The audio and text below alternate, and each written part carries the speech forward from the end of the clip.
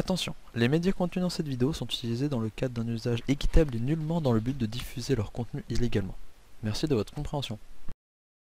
Et bien salut tout le monde, c'est Matt. Aujourd'hui je vais vous présenter Black Rock Shooter, ou l'anime qui arrive à être chiant alors qu'il ne fait que 8 épisodes.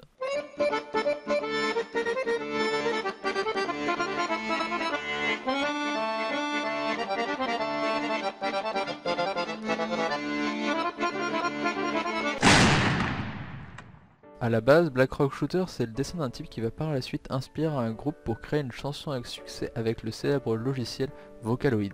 Il va ensuite donner lieu à des tonnes de produits dérivés, principalement des figurines, une OAV et finalement cet animé qui développe plus ou moins l'univers mis en place dans l'OAV.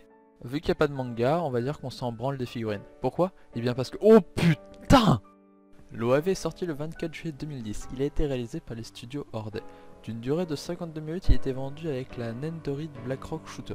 C'est en gros une figurine articulée qui a la particularité de posséder plusieurs points d'articulation ainsi que plusieurs visages permettant une mise en scène. L'anime est diffusé par D-BAKE entre février et mars 2012, avec 8 épisodes d'une durée de 24 minutes. Il a été réalisé par les studios Horde, les mêmes qui avaient fait l'OAV. Vous voulez savoir c'est quoi l'histoire? Eh bien ne soyez pas aussi impatients, bande de chenapans. Elle arrive. Mato Kuroi, tout juste entré au collège, rencontre pour la première fois l'intrigante Yomi Takanashi. Elle flash direct sur elle et essaie de devenir son amie. Cette attirance étant partagée, Yomi invite sa nouvelle camarade de classe chez elle afin de lui montrer son livre d'illustration préféré, Kotori Asobi. Hasard parmi les hasards, il se trouve que c'est aussi le livre préféré de Mato. Alors que les deux jeunes filles se trouvent des points communs, une demoiselle en fauteuil roulant fait son apparition dans la chambre de Yomi. Il s'agit de Kagari Izuria, son amie d'enfance, et celle-ci va s'opposer farouchement à une nouvelle amitié qui naît entre les deux collégiennes. Au même moment, bien loin de ce monde paisible et coloré, dans un univers parallèle où règne le chaos, vit l'alter ego de chaque personnage humain qui se bat pour défendre les sentiments de chacun. On y retrouve Black Rock Shooter, l'alter ego de Mato, reconnaissable à un œil où brûle une flamme bœuf et à son arme à feu géante, le Rock Canon.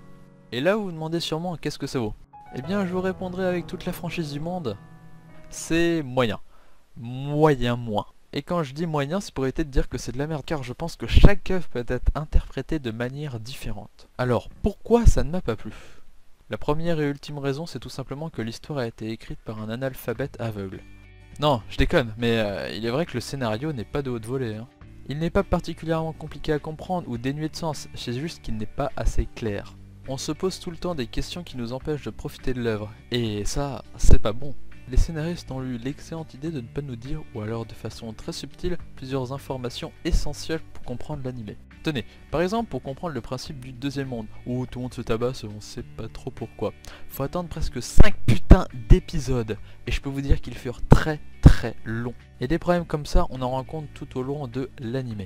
La copine paraplégique de Yomi qui, du jour au lendemain, se remet à marcher et devient la star du collège, l'infirmière qui pète des plombs sans trop qu'on sache pourquoi, ou encore une meuf qui n'a pas d'ombre, mais en a quand même une, what the fuck? Ils essaient tant bien que mal de créer une pseudo-histoire sur l'amitié entre Yomi et Mato, mais franchement, ça se crame à 10 km que c'est bidon. Le pire c'est qu'ils exagèrent comme des fous pour un rien, il y a une surenchère d'émotivité.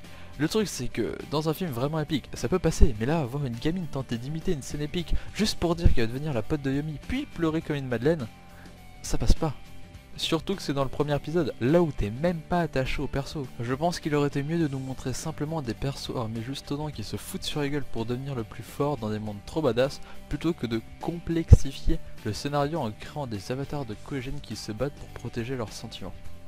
Pour les graphismes, préparez-vous à une claque visuelle pour les combats et à une dose d'insecticide dans les yeux pour la partie dialogue et histoire d'amitié à la con. On se demande si les deux mondes n'ont pas été réalisés par deux studios différents tellement que l'animation et les graphismes changent. Voici un exemple concret. C'est fluide durant les phases de combat avec une caméra qui bouge de partout, ça donne du rythme, ça fait monter la tension, les combats sont juste incroyables et épiques. De plus, ils ont tenté des choses en modélisant les personnages en 3D, et ça gère sa race. Les différents environnements sont juste magnifiques et les destructions de décors gérées, ce qui rend le tout encore plus beau. De plus, il n'y a pas de dialogue dans ce monde, juste de la baston, et de la baston, de la vraie baston.